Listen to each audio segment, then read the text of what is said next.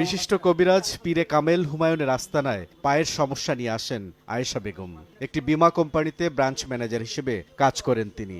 সব শোনার পর পীর আয়েশাকে আশ্বস্ত করেন সমস্যা সমাধানের। পীরের সহযোগী এগিয়ে আসেন পানি নিয়ে। রোগ মুক্তির জন্য ঝাড়ফুঁক দেয়া পানি পান করানো হয় আয়েশাকে। অতীতের সব দুঃখ কষ্ট মুছে দিয়ে উজ্জ্বল ভবিষ্যতের পথও বাতলে দিতে পারেন কবিরাজ, এই খবর জানতেন তিনি। শুরু হয় তেলেসমাতির দ্বিতীয় পর্ব। কাগজে দুটি মাছ আঁকার পর কাগজটি রাখা হয় গ্লাস ভর্তি পানিতে। কাগজে আঁকা দুটি মাছ মুহূর্তেই হয়ে যায় জীবন্ত। বিশ্বাস বাড়তে থাকে আয়েশা বেগমের। কবিরাজ জানায় কালো মাছটি তার বিপদ আর লালটি মঙ্গলজনক। ঝাড়ফুঁক আর মাছের ভেলকিবাজি দেখিয়ে ৮ লাখ টাকা হাতিয়ে নেন কথিত কবিরাজ। বলে এখানে কি কিছু দেখা যায়? আমি কই জি হুজুর। বলে কি দেখা যায়? আমি কিছু দুইটা মাছ দেখা যায়। যে কি কালার? আমি সে একটা লাল একটা কালো। বলে এই যে কালো মাছটা দেখতেছেন এটা হচ্ছে আপনার জীবনের শুরু থেকে যত দুঃখ কষ্ট ছিল এটা কাটতে গেছে। আর লাল মাছটা এখন থেকে আপনার জীবনে আর কোনো দুঃখ কষ্ট কিচ্ছু থাকবে না। আপনার ভবিষ্যৎ এখন থেকে উজ্জ্বল।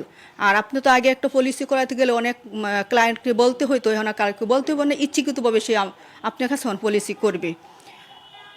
এই কথা স্যার বলার পরে দেয়া, তারপরে দেয়া লাইট অফ করে দেয় ওই বাসা হেমায়তপুরে। লাইট অফ করে দেওয়ার পরে মা মানে জিন মা আসছে স্যার। জিন মা আসে ছোটো ছোটো করে একদম বৃদ্ধ মহিলা মতন আয়সা তখন সালাম দিছে। সালাম দিয়ে বলে আয়সা সালাম দিছে। সালাম দেওয়ার পরে তোমার নাম কি আয়সা? আমি কই জি মা। জিমের সাথেও আমিও কথা বলতেছি। অন্ধকার তখন স্যার বলে তোমার আর কোনো কষ্ট থাকবে না, তুমি ভালো জায়গায় আসছো। আজকে থেকে তোমার যত দুঃখ কষ্ট ছিল এখন থেকে সম্পূর্ণ তোমার দুঃখ কষ্ট শেষ। তোমার জীবনের বাধা আর কোনো নাই। এখন থেকে তুমি কোটি কোটি টাকার সম্পদ পাইতেছো। এই কথা বলে আর আমার ছেলে যা কথা, আমার সন্তান যা বলবে তুমি তা শুনে কাজ করবা। এই কথা কারোর সাথে প্রকাশ করতে পারো না। যদি কারোর সাথে প্রকাশ করো তোমার স্বামী সন্তান সাথে সাথে মারা যাবে।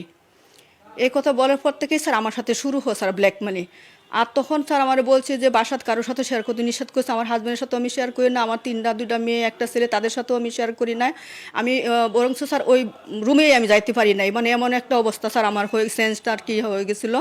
তারপর থেকে স্যার ফোন দিত রাত্রি 2টা বাজে 2:30 বাজে, একবার মা সাজতো একবার বাবা সাজতো বৃদ্ধ, একদম ছোটো ছোটো কণ্ঠ সাহায্যে স্যার কথা বলছে আমার সাথে। কথা বলার পর থেকেই তারপরে বলতেছে তুমি অনেক টাকার সম্পদ পাওয়া গেছে। এরকম করে স্যার লুভ লালস আমাকে দেখায় শুরু হতো। আমিও ভাবলাম, আমি স্যার বিশ্বাস করছি যে উনি যদি কাগজের মধ্যে মাছাকে জীবিত করতো তাহলে উনি নিশ্চয়ই অবশ্যই আরও অনেক কিছু মনে করতে হবে স্যার। এভাবেই স্যার আমি প্রতারিত শিকারিত হই স্যার। মিরপুরের আসমা আক্তার সাথী সৌদি প্রবাসী স্বামীকে দেশে ফিরিয়ে আনতে তদবিরের জন্য তিনিও গিয়েছিলেন হুমায়ুনের দরগায়। আমার একজন পরিচিত ভাই আছে, ওনাকে আমার ব্যক্তিগত কিছু কথা বললাম যে আমার হাজবেন্ডের বিষয়ে ওনাকে পাওয়ার জন্য। উনি বললো যে আমার কাছে একজন কবিরাজ আছে ভালো, তুমি ওর সাথে যোগাযোগ করো। তো আমি বললাম যে কিভাবে ওনার সাথে যোগাযোগ করবো?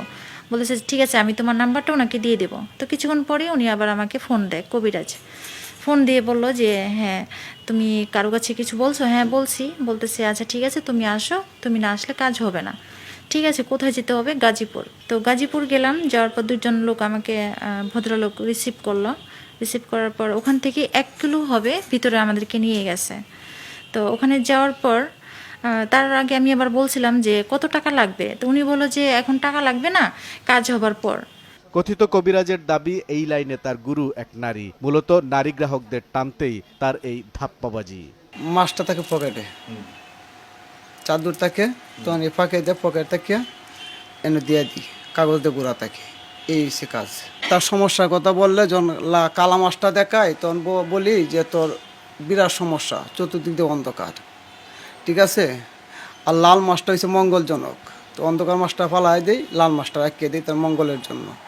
যেরকম বলছি তোর পলিসি করিয়ে দিব, এডি সব করিয়ে দিব, সব হয়ে যায়। এটা আমার একটা উস্তাদ আছে, নাম হচ্ছে মালেকা মহিলা।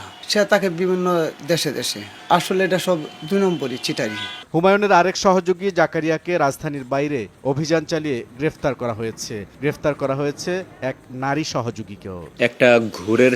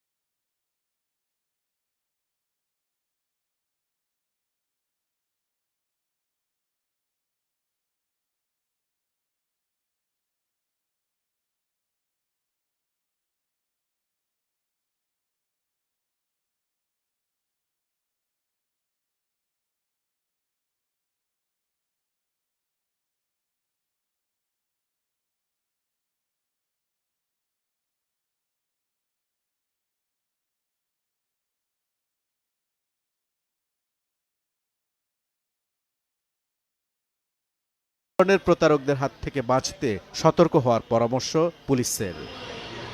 বুলবুল রেজা, সময় সংবাদ, ঢাকা।